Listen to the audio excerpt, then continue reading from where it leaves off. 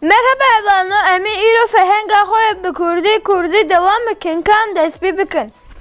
Jîn jiyan e, mirov însan e, rihet hêsan e, xerîb biyan e. Mezele gor, xembriye mor, firingiye bercanê sor, bûka baranê keskesor.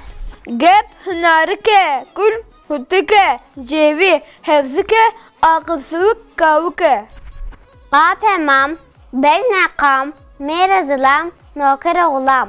Bajar şar e, nihan vêşar e, mêx bi zimarê paytext serbajar e. Miqdare qeder, berheme ve ber, talukeye xeter, rewitiye sefer. Tem çêje, bêtem bê çêje, genê qirêje, spîker gotarbêje. Çirgehe bane, reçe nişane, vateye mane, bêvateye bêmane. Pel pelçime, berecot donime, berdevam her time, ne vaze ne xasime. Gaziye hevar, xamoke xevar, malike kevar, şaye baxtevar. Ere hevana peyvemden halı bir xalas bun, hatta ödeye kadın emanet Emanet Xuda be.